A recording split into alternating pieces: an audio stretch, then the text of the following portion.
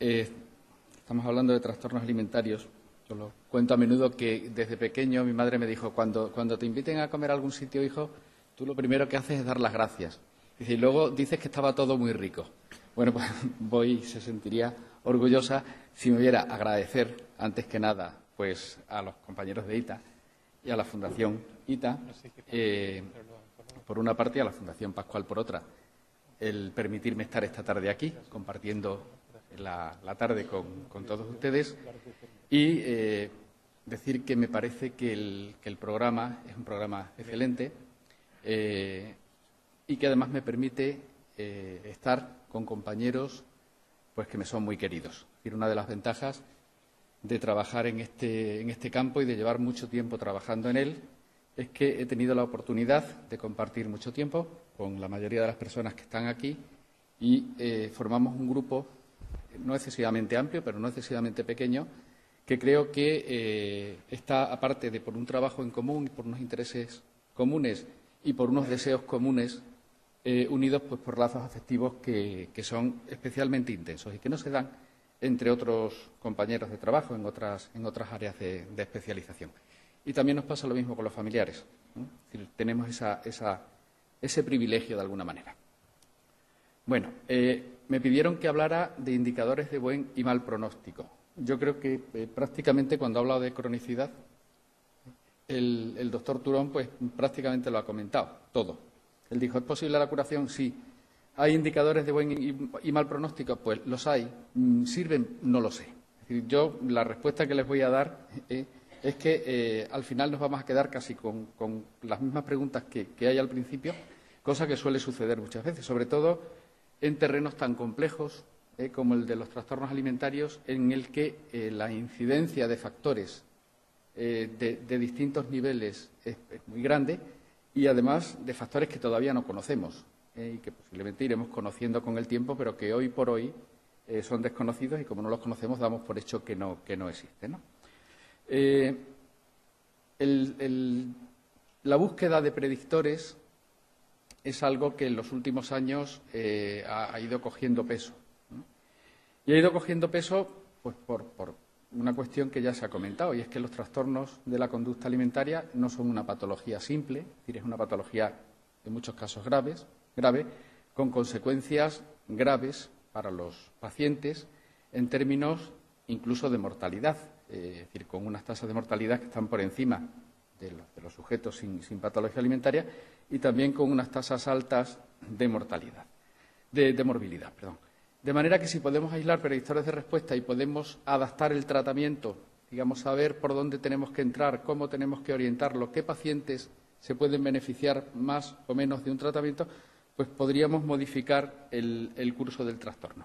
Esta es una gráfica de una búsqueda que hice en PubMed de artículos relacionados con predictores de respuesta. La última columna es solamente de un periodo de 3 años, mientras que las demás hacen referencia a un periodo de 5 años. Después la completé, lo que pasa es que no modifiqué la diapositiva, pero se puede ir viendo cómo cada vez es un tema que va teniendo más interés y cada vez vamos disponiendo de más trabajos sobre esta cuestión. Voy a intentar primero plantear algo que me parece que es muy importante, que son los problemas metodológicos con los que nos enfrentamos cuando intentamos aislar predictores de respuesta. Después plantearé algo que ya se ha planteado también, que es el tema de la inestabilidad clínica de los trastornos alimentarios, que es un elemento que dificulta además el aislar predictores. Y después intentaré discutir básicamente qué factores han aparecido en distintos trabajos que se han realizado han aparecido asociados al abandono del tratamiento, al pronóstico en sí del trastorno alimentario y a la recurrencia de los síntomas. Serían como 3 niveles en los que se podría analizar el proceso. Problemas metodológicos, pues son muchos. Es decir, cuando intentamos analizar los predictores, lo primero que tenemos que hacer es recoger distintos estudios que hayan hecho distintas personas Porque, claro, es decir, cuanto mayor es el volumen de casos que tengamos, digamos, más consistencia tienen los resultados. Si nos basamos en un número pequeño de observaciones, pues lo que podamos, a las conclusiones a las que podamos llegar, van a tener poco peso. Entonces, el problema es que los criterios diagnósticos varían. Y si intentamos, es decir, nos vamos a la gráfica que les he presentado antes, pues podemos encontrar trabajos, por ejemplo, que están hechos con criterios DSM-3 o DSM-3R, DSM-4, DSM-4-TR, con criterios CIE, ¿no? Y hay variaciones en muchos casos.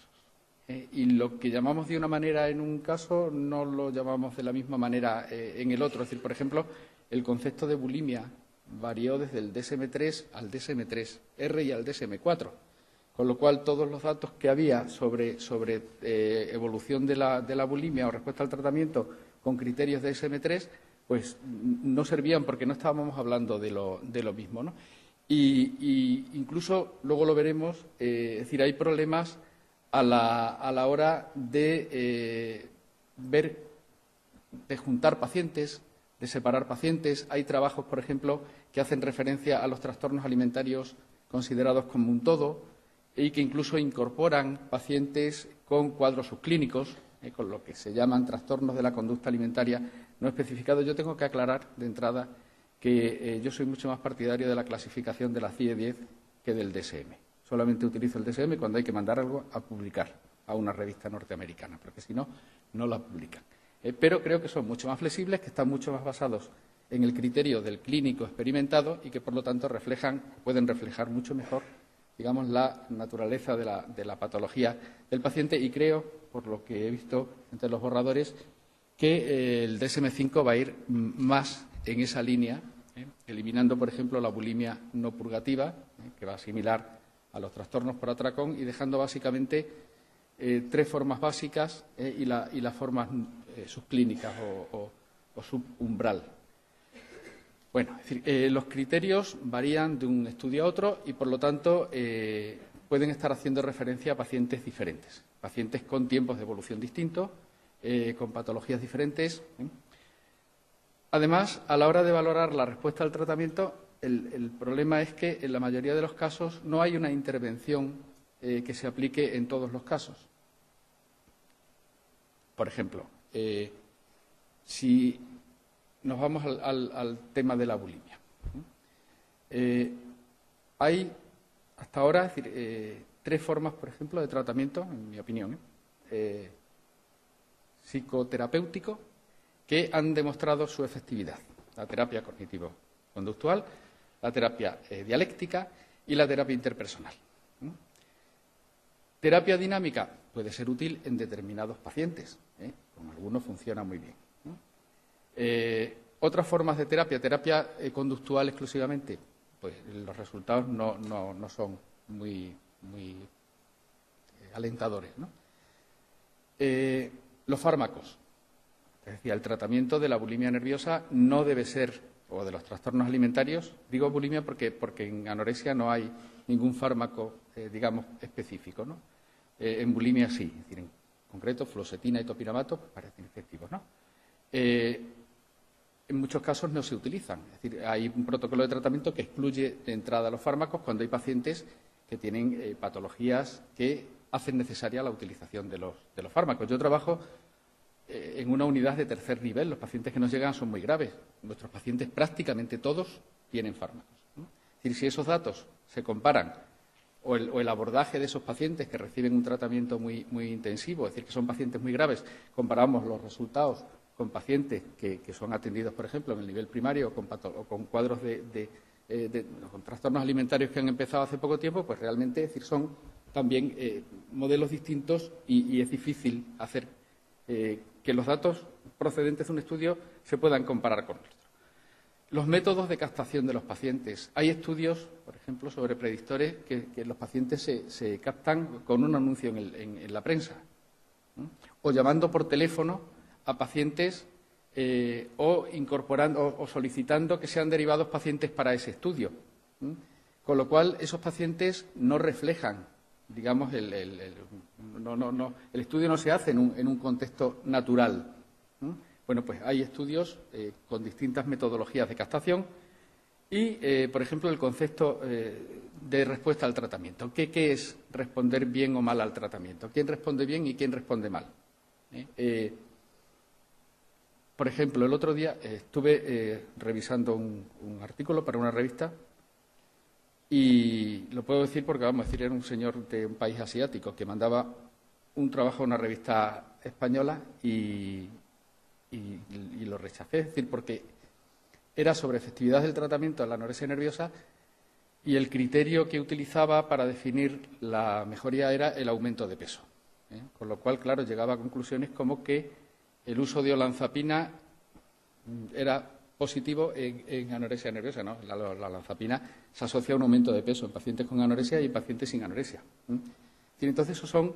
es decir, ¿qué se entiende por mejoría? El decir la respuesta es buena o mala, o la respuesta es parcial o total, y qué es respuesta parcial y qué es respuesta total, y cuándo empieza una y cuándo termina la otra. Hay estudios, es decir, esto, por ejemplo, es un ejemplo de trabajos, del criterio que utilizan algunos autores en sus trabajos para definir lo que es recuperación completa, lo que es remisión completa, lo que es buena evolución, lo que es recuperación parcial. Y entonces, por ejemplo, es decir, le he quitado las referencias, pero por ejemplo, en un artículo, recuperación completa significa, está referido a bulimia nerviosa, que el paciente no ha tenido atracones ni vómitos en los 6 meses previos. O una puntuación en la PSR, ahora cuento porque a mí me parece que es una forma bastante sensata de evaluar. Inferior a 3 durante 8 semanas consecutivas. Es decir, ya el tiempo ahí está bastante acortado. O sin síntomas en los 12 meses anteriores a la evaluación. O bien que no tenga trastorno alimentario. No sabemos qué es no tener trastorno alimentario, ¿no? O no cumplir criterios, por ejemplo, de SM4. O buena evolución es que el paciente no presenta atracones o vómitos o purgas o los presenta menos de una vez por mes. O, por ejemplo, remisión parcial si los atracones y vómitos se producen una vez al mes o más, pero menos de una vez por semana. Es decir, hay una especie de batiburrillo, incluso se da el caso, en mi opinión perverso, de un grupo de autores que con la misma población hacen distintos trabajos y entonces los agrupan de diferentes formas en un artículo y en otro. Es decir, entonces los que en uno están dentro del grupo de los que han presentado buena respuesta, en los otros han tenido una respuesta incompleta y llegan a conclusiones totalmente diferentes, ¿no? Y bueno, esto es un poco lo mismo de lo que sería un trastorno no especificado, un trastorno residual. Una manera de solventarlo, por ejemplo, los trabajos que nosotros hemos hecho, lo hemos utilizado, es utilizar la PSR, la escala de evaluación del estado psiquiátrico. En concreto, este es el caso para bulimia. Para anorexia es prácticamente lo mismo, que tiene que ver, está adaptado al DSM, con que se cumplan o no se cumplan los criterios y con el deterioro que se pueda producir en la vida del sujeto. De manera que los 2 primeros estadios serían los que tendrían que ver con un paciente que prácticamente no tiene síntomas o los síntomas no le producen ninguna alteración. El 3 y el 4 serían pacientes que tienen síntomas que están por debajo del umbral, serían los pacientes subclínicos, y el 5 y el 6 serían pacientes que tienen o que cumplen criterios diagnósticos y que les produce una perturbación grave en el último nivel en sus vidas, ¿no? Con lo cual, si utilizamos escalas de este tipo, podemos establecer de dónde parte el paciente y en qué situación está al final del tratamiento. Entonces, me parece que es un instrumento útil porque evita precisamente ese solapamiento y esa variabilidad en el concepto, que muchas veces, lo que decía antes, se pueden solapar. La longitud en el proceso de seguimiento. Hay estudios sobre respuesta al tratamiento a los 3 meses, a los 6, al año, a los 2 años o a los 5 años. Los resultados son muy diferentes, como luego vamos a ver. Dependiendo del tiempo vamos a obtener unos resultados u otros. Muchas veces los métodos para la valoración de la efectividad son indirectos. Consisten en que un señor o una señora coge el teléfono y llama al paciente o a un familiar y le pregunta si está vomitando o no está vomitando y cuántas veces por semana está vomitando o si su peso se ha normalizado y tiene reglas o no las tiene. Y otro problema es que en muchos estudios la metodología estadística está basada en métodos univariantes, que relacionan solo dos variables y no tienen en cuenta la influencia de unas variables sobre las otras. Por ejemplo, vamos a ver que hay un estudio que plantea que un criterio de mal pronóstico en una paciente con anorexia nerviosa puede ser que el potasio esté bajo. Bien, está bien, ¿no? Pero el potasio puede estar bajo, evidentemente va a estar bajo si la paciente vomita mucho. Con lo cual, cuanto más vomite, más bajo va a estar el potasio. Si yo utilizo estadística univariante, el potasio me puede salir que es un elemento importante. Pero si utilizo como variable de control los vómitos, pues a lo mejor ya el potasio no es significativo y resulta que los vómitos sí, porque eran lo que estaban determinando la hipopotasemia. El problema es que hay estudios que utilizan distintas metodologías estadísticas y eso hace que también sean poco fiables. Entonces, con todo eso por delante y teniendo en cuenta que una paciente a la que ayer me llamó la enfermera de la unidad, porque tenemos un proyecto de investigación que estamos desarrollando, y me dice, oye, tengo una paciente con bulimia. Dice, ¿la meto cumple todos los criterios? ¿La meto en el proyecto? Y dije, sí. Dice, pero es que es una paciente que la teníamos hace un año metida como anorexia. Y le dije, pues no la metas al estudio, pero evidentemente la vamos a usar para otra cosa. Y eso puede pasar. Es decir, que una paciente, yo estoy estudiando, por ejemplo, predictores de respuesta en bulimia y no estoy controlando si la paciente tiene o no tiene antecedentes de anorexia nerviosa. Es decir, entonces, esa inestabilidad, ese rotar, esta mañana cuando hablaba en favor de un criterio unificador, es precisamente por esto, es decir, porque tendremos que normalizar esto. Porque si no es que una paciente hoy entra en un proyecto, en un estudio, por ejemplo, como paciente con anorexia nerviosa, dentro de un mes, como anorexia nerviosa primero restrictiva, luego purgativa, luego como paciente con bulimia nerviosa y después en otro como paciente con una bulimia subclínica. Y es la misma paciente. Entonces, eso hay que tenerlo en cuenta. Pero bueno, sí que es verdad, esto vamos a saltar, es decir, es cuando se debe hacerla.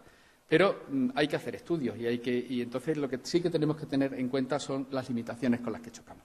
Esto es lo que les decía antes en relación con el modelo con el momento de la evaluación. Es un estudio del grupo de Fichter que plantea la evolución de los pacientes a 12 años. Entonces, si yo cojo, por ejemplo, lo de arriba, creo que es el sentimiento de ineficacia, es la línea superior. Pues es muy distinto a la evaluación que yo hago de la paciente si lo hago en el momento en que es dada de alta, por ejemplo, y la predicción de la respuesta tiene que ver con el tiempo de hospitalización, que ahí es cuando el sentimiento de ineficacia está más disminuida, la puntuación del EDI, o si la hago 2 años después, ya me ha subido de forma significativa. Y después vuelve a bajar. Entonces, el tiempo debería ser uniforme en todos los estudios. La forma de tratamiento debería ser uniforme en todos los estudios. Los pacientes deberían ser lo más uniformes posible, porque si no tenemos eso, los resultados pues, siempre van a ser bastante resbaladizos, que es lo que sucede, con lo cual todo lo que yo cuente en relación con esto pues hay que considerar lo que puede tener interés, pero con muchas reservas, y ya digo que muchos de ellos lo ha adelantado ya el doctor Turo. Hay pacientes que se nos van del tratamiento. Y saber quiénes se nos pueden ir es importante porque podemos dar el mejor tratamiento del mundo, pero si el paciente no lo sigue, no vamos a conseguir absolutamente nada.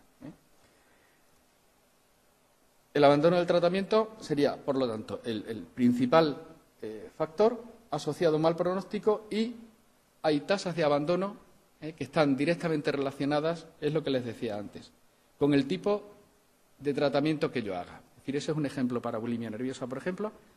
Si yo utilizo terapia ecléctica, si digo, bueno, cualquier método puede valer, hasta el 60% de las pacientes se van a escapar.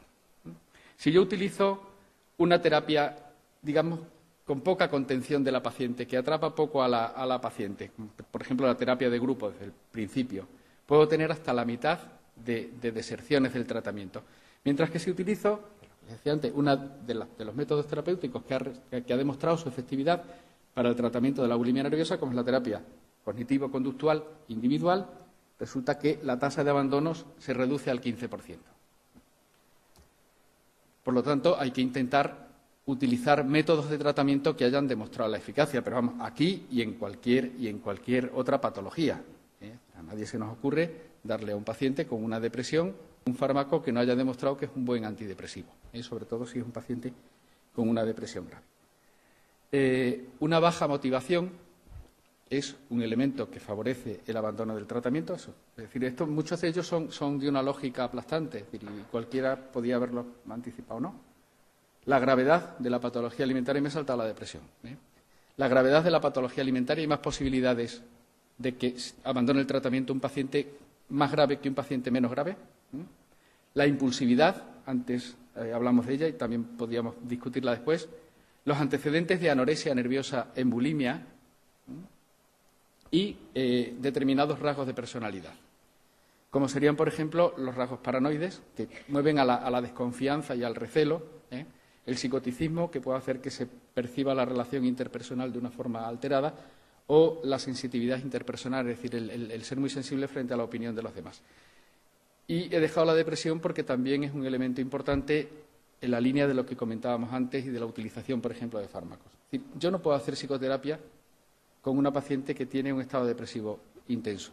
Tendré que tratar la depresión primero y después intentaré hacer un abordaje psicoterapéutico. Eso no se hace en muchos casos y puede condicionar pues, que el paciente o la paciente abandone el tratamiento. Factores específicos asociados al pronóstico. Pues bueno, se han estudiado determinadas áreas, se han estudiado características del paciente, de su entorno y del proceso de tratamiento. En relación con el paciente se han aislado o se han valorado determinadas variables biológicas, se ha analizado la patología alimentaria, la psicopatología y determinadas características psicológicas. En esa gráfica están, o en esa tabla, algunos de los predictores que se han aislado para bulimia, para anorexia nerviosa y para bulimia nerviosa. Claro, esto tiene que ver con las variables biológicas. Lógicamente hay muchas más en relación con la anorexia nerviosa, en la que hay un elemento importante, que es la desnutrición o la malnutrición, que determina la aparición de esos elementos. Las pacientes que tienen un peor estado físico, que han tenido experiencias perinatales negativas, con una disminución en la albúmina sérica, pero que es un indicador nutricional, con alteraciones, es decir, serían mal pronósticos si el estado físico es malo, si han tenido traumas perinatales, si hay una albúmina sérica baja, si hay una elevación de la GOT, que es una de las transaminasas, que indica un mal funcionamiento hepático, una disminución del potasio, que tendría que ver con los vómitos, si conservan o no la menstruación, no deja de ser un indicador también de la gravedad de la desnutrición.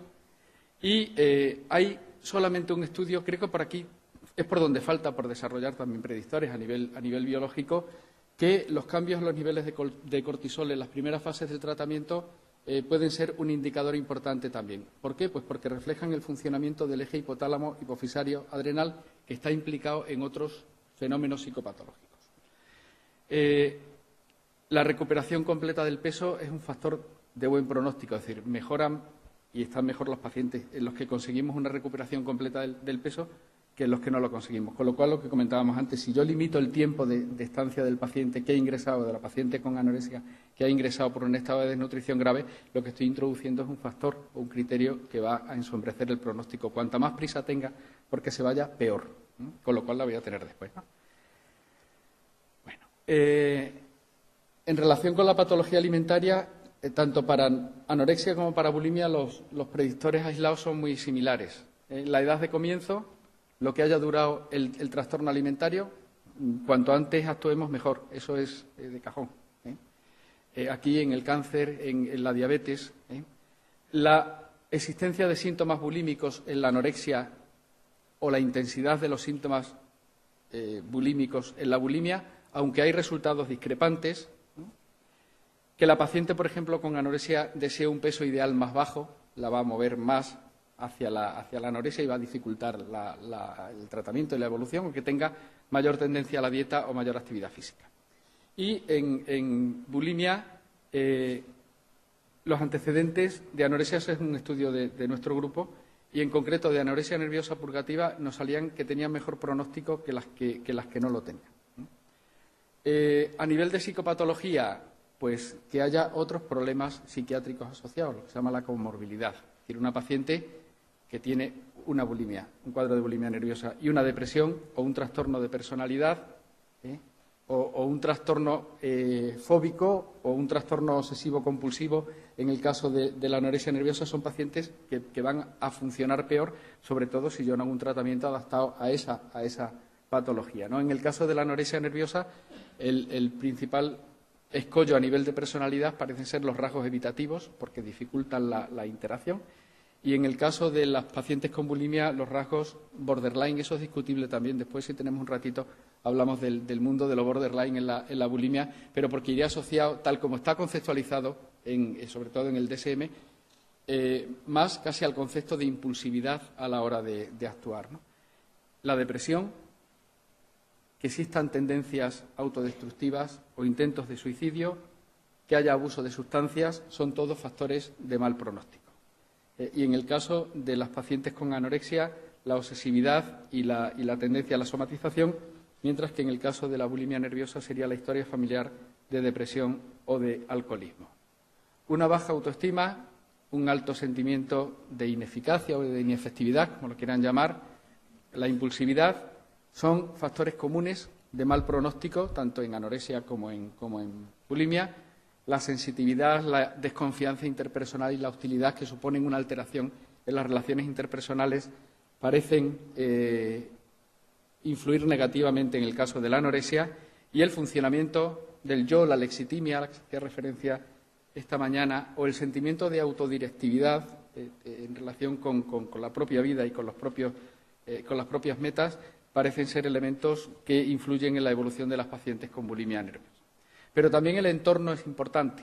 Se han hecho estudios sobre la familia del paciente y si las relaciones son positivas, si las relaciones son cálidas, si los vínculos familiares están conservados, si no existen malos tratos ni antecedentes de abusos sexuales o no existen conflictos con la pareja actual, el pronóstico es mucho mejor. Con lo cual es muy simple. Es decir, un paciente que tiene, lo sabemos desde hace mucho tiempo, un mejor nivel de apoyo ambiental, y en este caso estaría representado por su familia, pues va a mejorar más que el que no lo tiene, ¿no? El funcionamiento psicosexual sí que parece jugar un papel importante en el caso de la anorexia nerviosa, no tanto en el caso de la bulimia, o no se ha estudiado todavía. Y el nivel socioeconómico pues también juega un papel en la evolución y en el pronóstico, en el sentido de que si el nivel socioeconómico es más alto, el pronóstico es mejor. Es decir, puestos a ponerse malitos, es preferible ser rico que ser pobre, porque uno tiene más posibilidades de salir adelante, ¿no? O ponerse enfermo en un entorno social protector frente a uno que no lo sea. La adaptación social del paciente, en la línea de lo que comentaba antes, también es un predictor de buen pronóstico, y es negativo la ausencia de actividad laboral o el estar aislado, como sucede, por ejemplo, o no compartir los valores culturales, como sucede en el caso de la emigración. Y hay otro nivel que nos compete a nosotros, que es el del tratamiento. Es decir, el paciente o características del paciente pueden determinar la evolución, las características de la familia también, pero el tratamiento que apliquemos también va a determinar el pronóstico de la enfermedad. Una mayor duración del tratamiento se asocia a una mejor evolución. Por lo tanto, no hay que hacer tratamientos cortos en los casos en los que no sea necesario. Es decir, hay que adaptar la longitud del tratamiento a las necesidades del paciente. Que haya habido fracasos en tratamientos previos suele ser un factor de mal pronóstico, posiblemente también porque nos habla de que es un caso más grave. Y la disposición para el cambio, la motivación del paciente en relación con el cambio es un elemento fundamental. El que el paciente haya necesitado hospitalización y el tiempo que haya necesitado estar hospitalizado en el caso de la anorexia es un factor pronóstico para la anorexia, y la rapidez de la respuesta y que el paciente responda desde el principio y reciba un tratamiento multimodal son factores de buen pronóstico en el caso de la bulimia. Y el último nivel que quería comentarles es el de la recurrencia del trastorno. Es decir, qué pacientes van a volver otra vez una vez que mejoran y que conseguimos que salgan de la situación crítica, cuáles son los que van a volver a recaer. La diapositiva que me salté antes, hay dos conceptos, el de recurrencia y el de recaída, que se aplican al hecho de que cuando el paciente vuelva a ponerse mal consideremos que es el mismo proceso que estábamos tratando, que no ha llegado a ponerse bien y entonces otra vez se pone mal, o bien que el paciente se hubiera puesto bien, digamos, y estemos ante un nuevo episodio. Aquí recurrencia está considerado en sentido amplio, es decir, pacientes que, digamos, recaen o recurren, se vuelven a poner mal. Y hay factores que ya están presentes antes del tratamiento, como son el que haya un bajo nivel de motivación, un peso ideal más bajo, que la edad sea más baja y que haya mayor intensidad de síntomas bulímicos. Esos pacientes tienen más posibilidades de recaer en el futuro, pero también, es decir, eso no son responsabilidad nuestra, Es decir, porque eso es como nos llega al paciente, no podemos determinar que tenga una edad u otra o que quiera estar más o menos delgado. Pero tras el tratamiento sí que hay algunos elementos, como por ejemplo que el paciente haya tenido tratamiento en una clínica especializada o en una clínica general. Si es una clínica especializada hay menos posibilidades de que recaiga, se supone que porque ha recibido un tratamiento más apropiado, que haya necesitado o no hospitalización o que persistan, por ejemplo, los vómitos o que hayamos resuelto su desconfianza interpersonal. Para modificar eso muchas veces necesitamos tiempo. Para normalizar las relaciones sociales de los pacientes necesitamos tiempo. Y si hacemos tratamientos cortos, pues muchas veces no cubrimos esas necesidades del paciente y estamos de alguna manera provocando las recaídas posteriores. Por lo tanto, hay factores aislados, hay algunos que tienen que ver pues, con la respuesta en general a los tratamientos que serían aplicables a pacientes con trastornos alimentarios o con cualquier otra patología psiquiátrica y los resultados que tenemos muchas veces son variables. Incluso nos encontramos algunos estudios que aportan datos contradictorios, ¿no? Entonces, bueno, pero ¿se puede o no se puede predecir la respuesta al tratamiento? Bueno, pues hay quien piensa que no, es decir, que estamos buscando algo que es imposible, que cada paciente es distinto y que no se puede intentar anticipar. Y hay quien piensa que sí. Esta sería, yo soy partidario de las dos últimas, ¿no? Es decir, que sí, pero bajo determinadas condiciones y circunstancias, es decir, homogenizando tratamientos y haciendo estudios, digamos, en los que siempre utilicemos la misma metodología y posiblemente podamos llegar a la conclusión de que con ese modelo de tratamiento hay un perfil de pacientes que se van a beneficiar y otros que no. Y otro que tiene que ver con que posiblemente todavía no hemos aislado las variables adecuadas. No se han aislado, por ejemplo, y no se han estudiado variables neurobiológicas. Esta mañana se hablaba y yo creo que por ahí nos podemos encontrar con muchas sorpresas en el futuro en relación con todo este tema. Por lo tanto, pues tendremos que seguir intentándolo, tendremos que seguir haciendo estudios y tendremos que ir viendo qué sucede con nuestros pacientes, compartiendo nuestros resultados para intentar cada vez saber un poquito más y ser un poco más eficaces en nuestro tratamiento. Pues nada, muchas gracias.